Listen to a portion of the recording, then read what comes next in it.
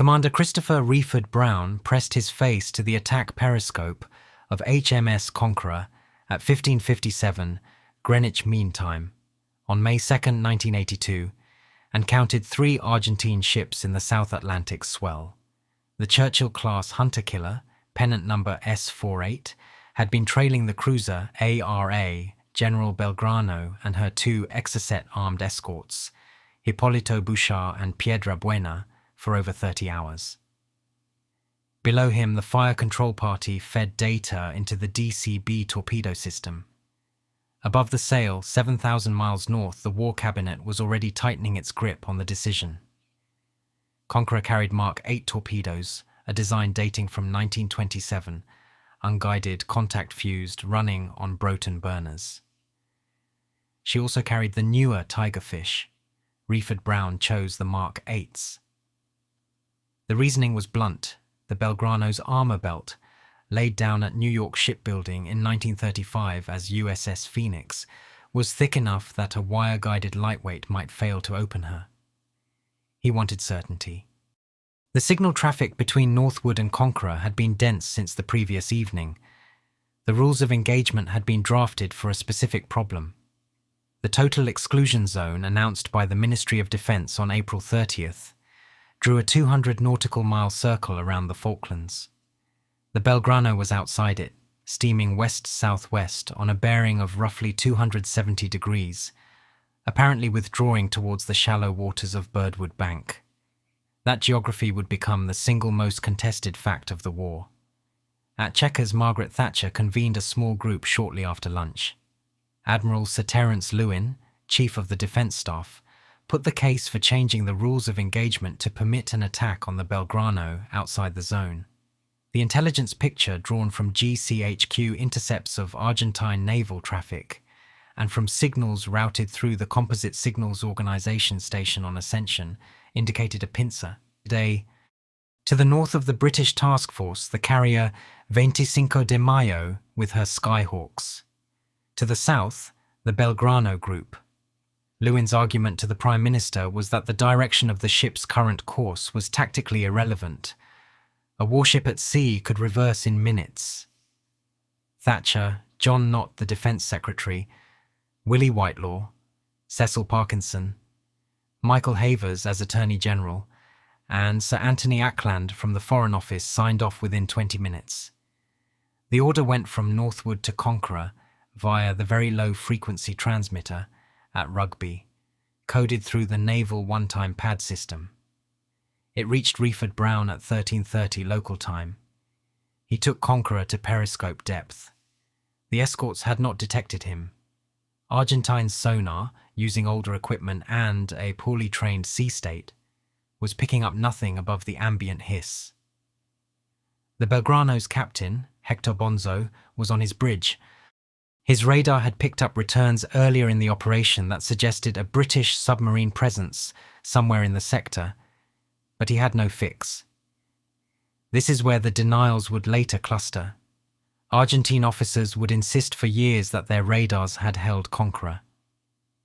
The Royal Navy record and Bonzo's own subsequent testimony to Argentine historians contradicts them. The radars saw nothing that afternoon. At 15:57, Reeford Brown gave the order. 3 Mark 8s left the forward tubes at 40-second intervals. Running depth, 12 feet. Range at firing, approximately 1,400 yards. The first struck forward of the Belgrano's number 1 turret.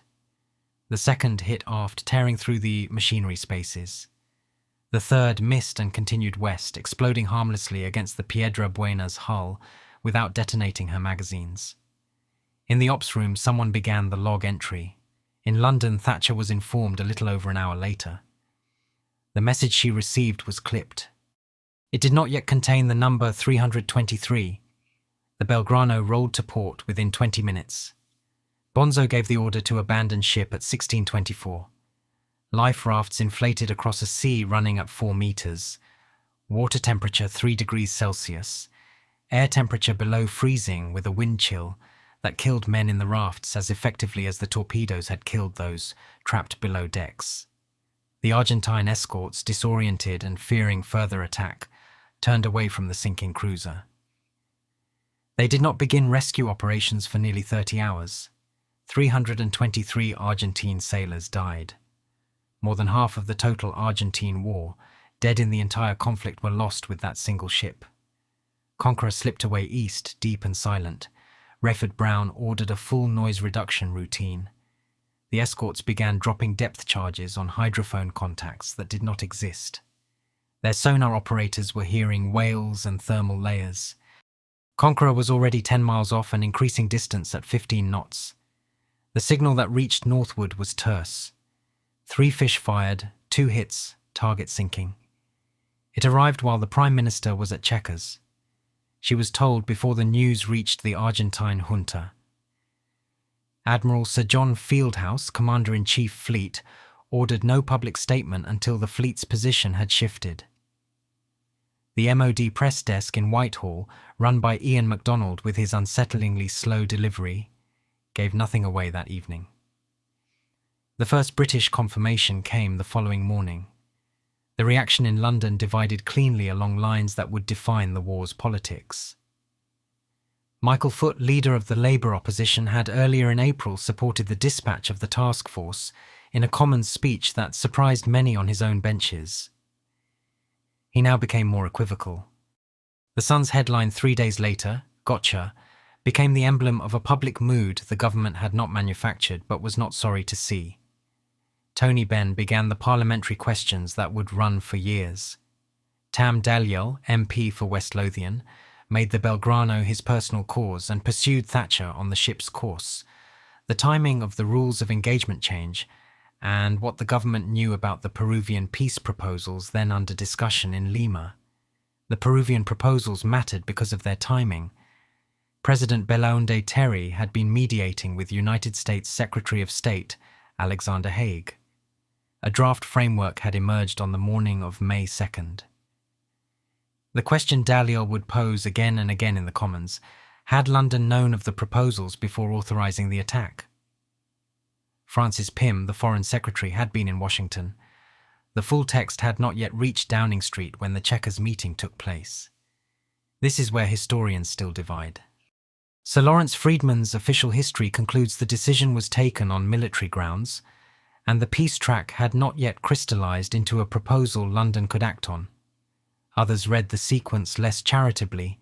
At Northwood, Fieldhouse was clear about what the sinking had done. The Argentine Navy retreated to its territorial waters and did not sortie again in strength for the remainder of the war. The 25 de Mayo returned to Puerto Belgrano. The threat of a coordinated air-sea attack on the British task force collapsed within 48 hours. Whatever the political cost of the Belgrano, and it was substantial and lasting, the operational effect was total. Conqueror herself continued patrolling. 2 days later, she picked up a new contact. The submarine's success had roots in a quieter war. The 1957 Defence White Paper, drafted under Duncan Sandys, had committed Britain to nuclear-powered submarines as the core of the Royal Navy's future.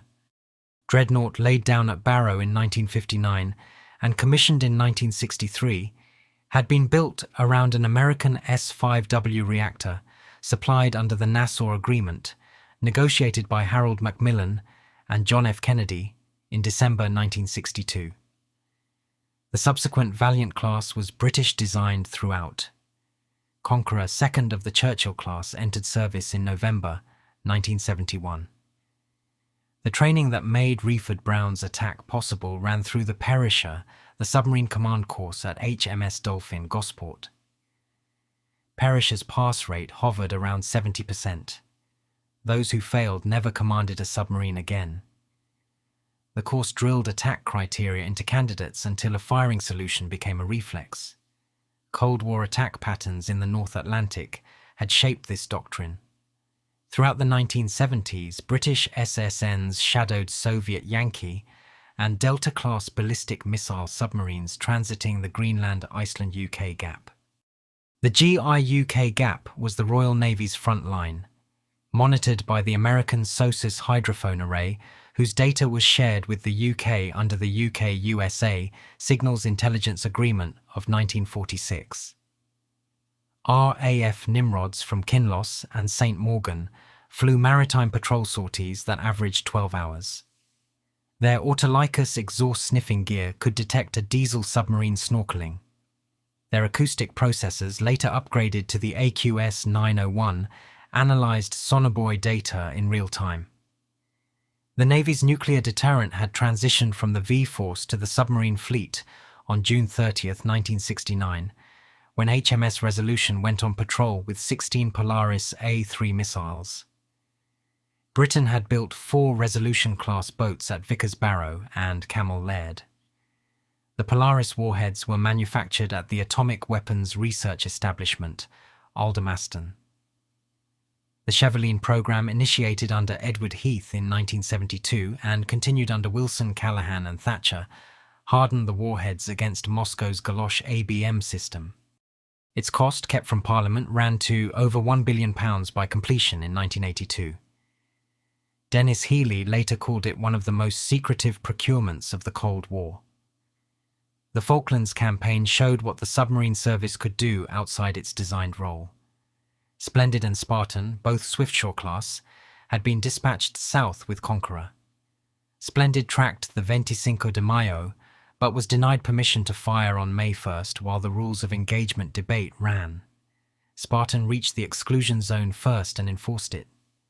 Between them, the 3 boats made the surface Argentine Navy irrelevant. The intelligence context ran wider.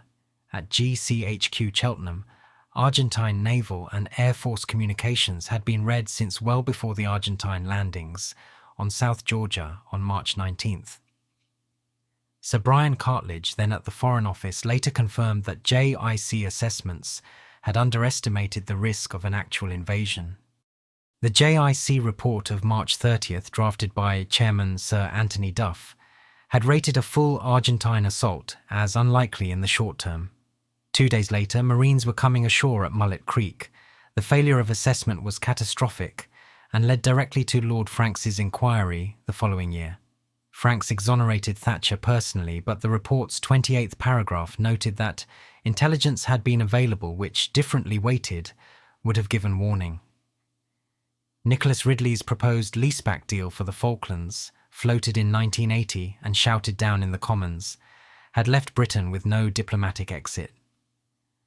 When the Argentine junta under Galtieri chose to move on April 2nd, the Foreign Office had been left with a policy of pretending the problem did not exist. At Northwood, that failure became someone else's inheritance. Sir John Knott had offered his resignation on April 5th. Thatcher refused it. The Defence Secretary, who had proposed selling the ice patrol ship HMS Endurance for scrap, whose 1981 defence review had cut the surface fleet, now had to run a war fought largely from those same ships. Henry Leach, First Sea Lord, had walked into Downing Street in his full uniform on the evening of March 31st, and told the Prime Minister the Navy could recover the islands. She asked how long. He said 3 weeks to sail, and then it depended on the weather and the Argentines. The task force sailed from Portsmouth on April 5th to crowds that had not been seen on the Hard since 1939.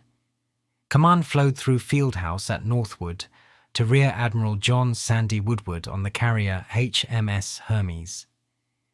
Woodward's flagship, laid down in 1944 as HMS Elephant, carried 12 Sea Harriers of 800 Naval Air Squadron. Her sister Invincible, brand new and originally intended for sale to Australia before the war intervened, carried 801 Squadron. Between them, the fleet air arm had fewer than 30 fighter aircraft to defend a task force of over 100 ships against an air force operating from mainland bases. The Argentine Air Force flew Skyhawks, Mirage 3s, Israeli-supplied daggers, and small numbers of French super-étendards armed with the Exocet AM-39. Only 5 Exocets were in Argentine service at the war's outset. Each one had to be counted. GCHQ's tracking of French export documentation and MI6 station work in Paris was directed at ensuring no further missiles reached Buenos Aires during the fighting. The French government under President Mitterrand cooperated. Charles Hernu, the French defense minister, ordered technical assistance to be withdrawn from Argentina and made available to the British, including performance data on the missile that allowed Royal Navy electronic warfare officers to program their chaff dispensers more effectively. On May 4th, an Exocet fired from a super-étendard struck HMS Sheffield. The Type 42 destroyer, commanded by Captain Sam Salt, had been on radar picket duty at the southern edge of the task force. Her Type 965 radar had detected the launching aircraft. The warning message travelled through a communications chain that took too long. The missile struck at 15:04 local time, penetrating the starboard side amidships without detonating its warhead. The propellant continued to burn. The fire suppression systems had been damaged in the impact. 20 men died. Sheffield burned for 6 days before sinking on May 10th while under tow. The loss reached London within the hour. The MOD announcement was made by Ian MacDonald that evening, his tone unchanged. Thatcher was said to have wept privately. Publicly, she did not falter. In the Commons the following day, she said the government's resolve was undiminished. Michael Foot supported her. The parliamentary consensus, fragile but real, held. At Whitehall, the JIC now reassessed Argentine capability weekly. Sir Patrick Wright at the Foreign Office coordinated diplomatic pressure through the United Nations, where Sir Anthony Parsons, Britain's ambassador at the UN, had secured Resolution 502 on April 3rd by a vote of 10-1. That resolution's demand for immediate Argentine withdrawal became the legal foundation for everything that followed. The task force pressed south.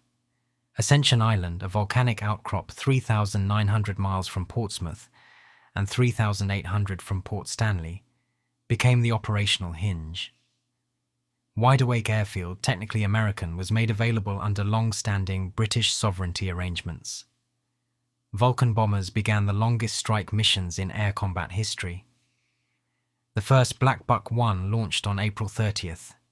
Squadron leader Martin Withers taxied XM607 to the runway threshold at Wide Awake shortly before midnight local time.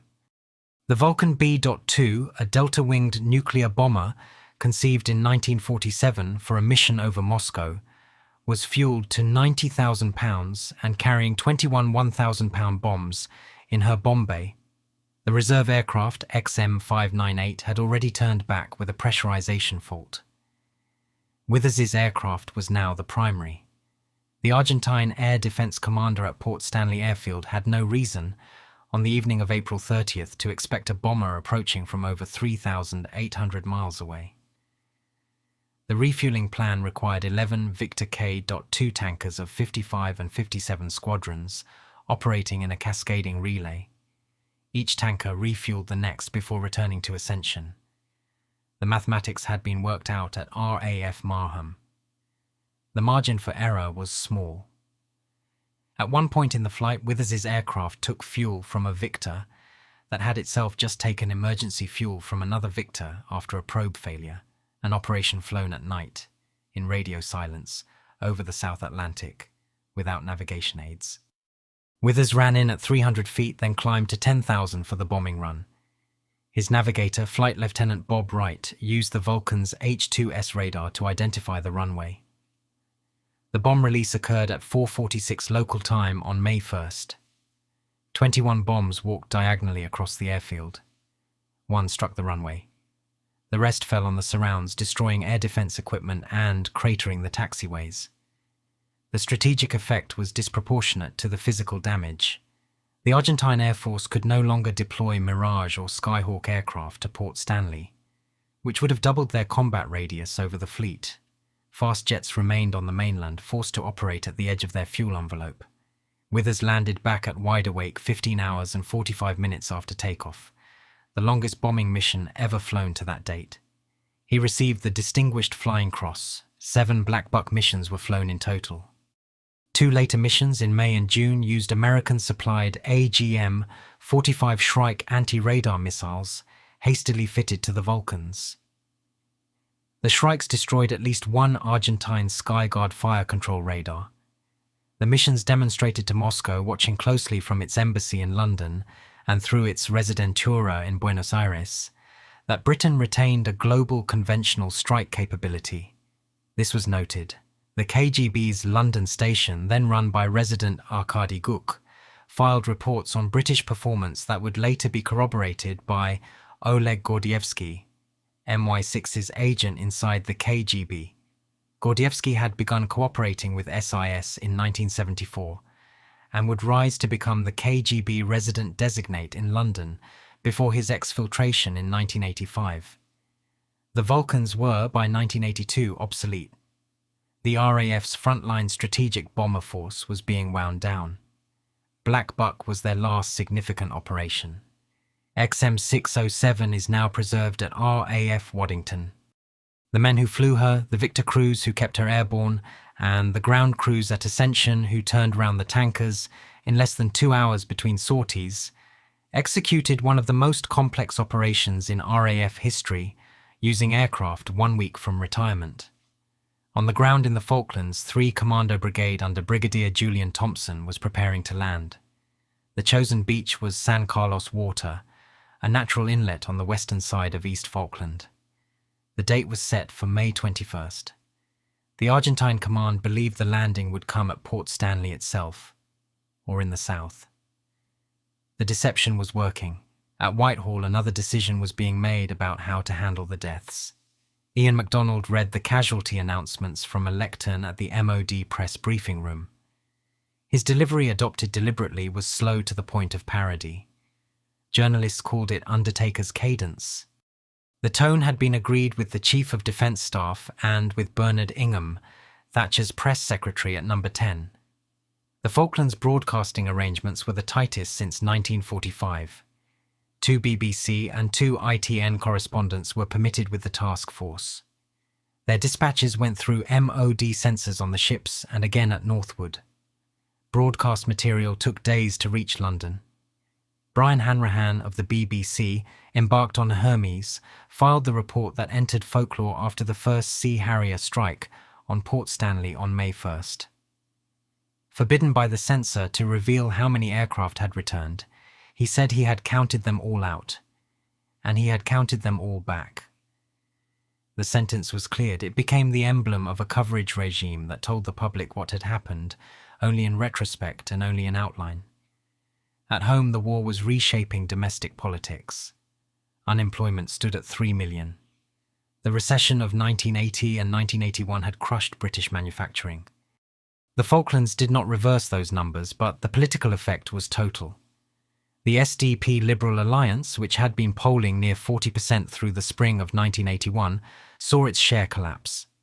Labour's civil war between Foot's leadership and the Bennite left continued.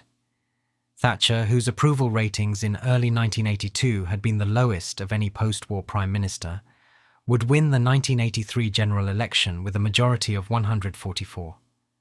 The war did not do this alone. The economy was already recovering. Michael Foot's leadership was already a wound. But the Falklands provided a narrative around which those trends could organise. Sir John Colville, Churchill's former private secretary, wrote in his diary that he had not expected to see anything like it again in his lifetime. The domestic infrastructure that sustained the operation was drawn from 20 places at once.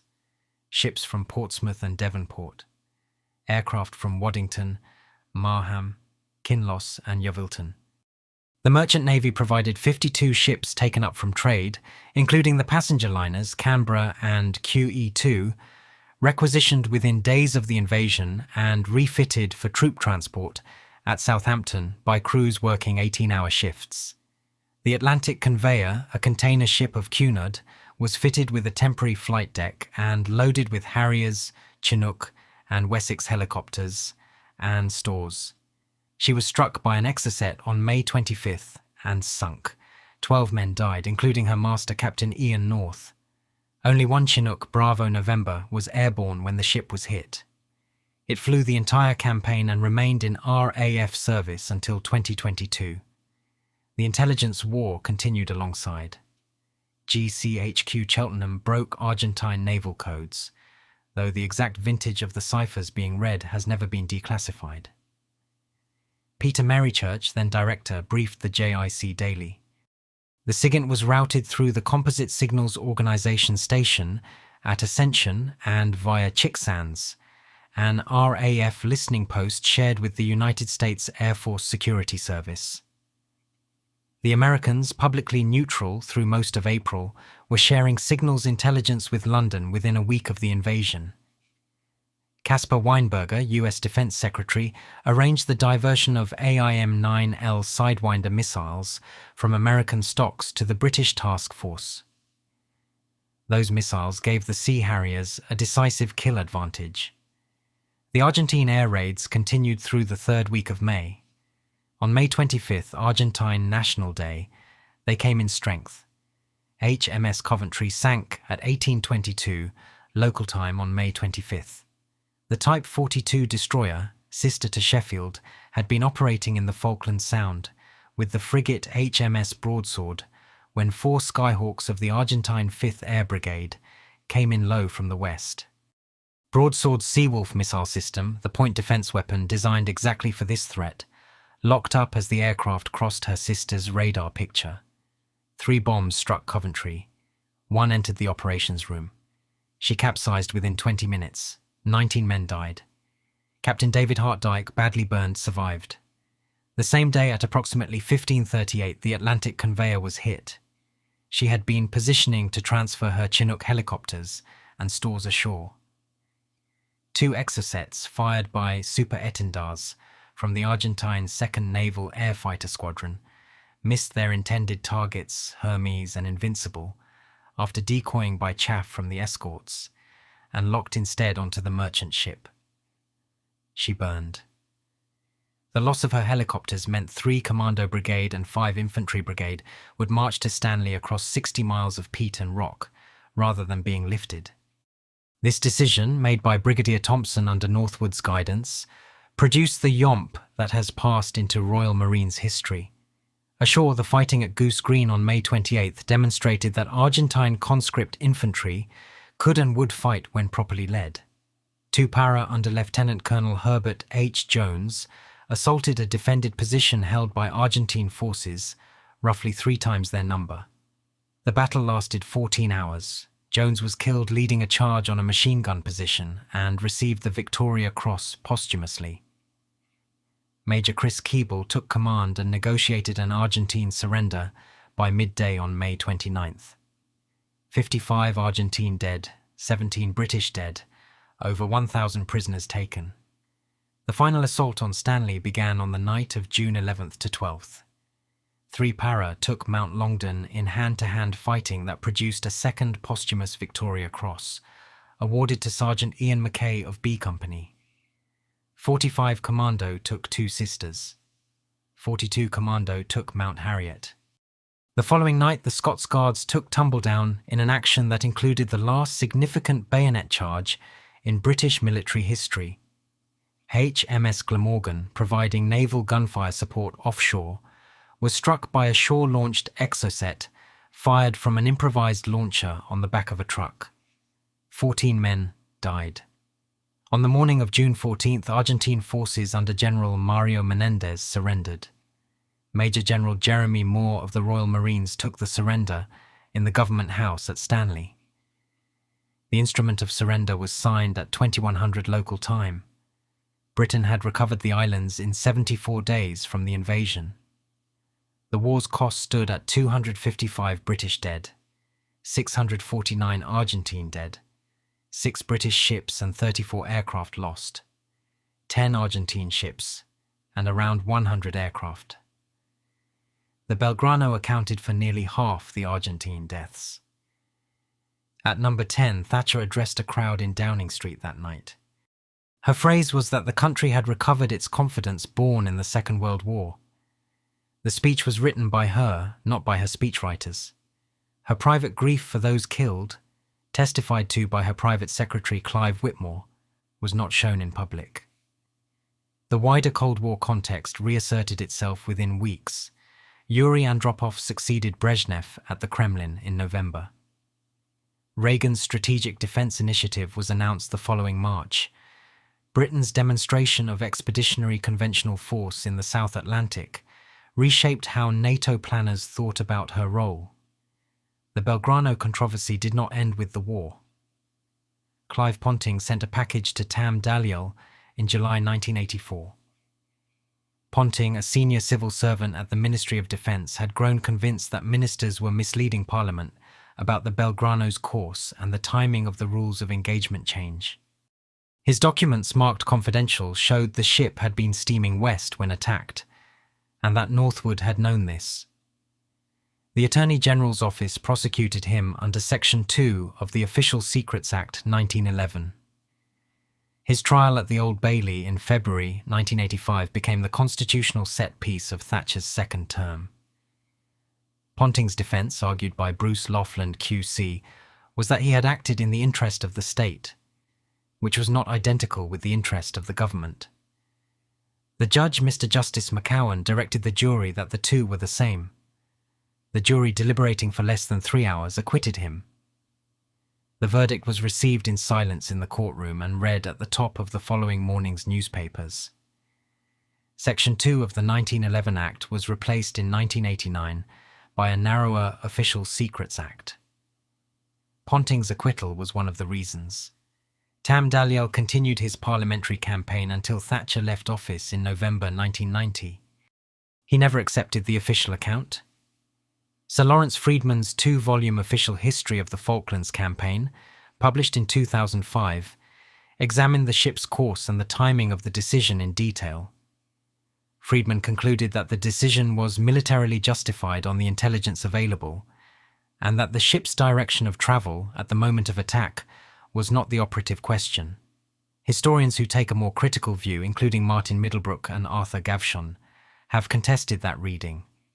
The debate continues. Captain Hector Bonzo, the Belgrano's commanding officer, said in a 1994 interview with the Argentine journalist Ruben Moro that the attack had been a legal act of war. He said the ship was under orders to attack the British task force, and that its geographical position at the moment of the sinking was tactically meaningless. His testimony matters because it comes from the officer with most reason to condemn the British action. He did not. The Cold War frame gave the Falklands Campaign meanings beyond its immediate object. Andropov's Soviet Union was in the second year of Operation Ryan, the KGB and GRU intelligence effort to detect indicators of a Western first strike. Oleg Gordievsky, then serving in the London Residentura, would later tell his SIS handlers that Moscow's analysis of British performance in the South Atlantic had been careful. The Soviet Union noted that Britain, alone among European powers, retained the ability to project sustained force across oceans. This informed Soviet calculations during Able Archer 83 the following year, when a NATO command post exercise was misread in Moscow as possible preparation for a real strike. Thatcher was briefed on the Soviet alarm by Gordievsky's material and adjusted her tone on nuclear questions in the following months. The submarine service continued its work.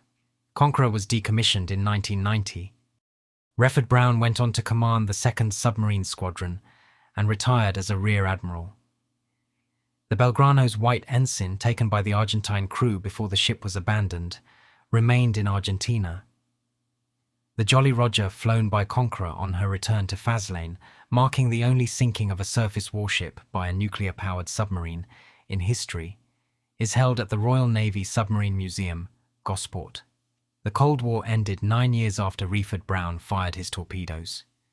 The denials in Buenos Aires about the Argentine radars ended long before.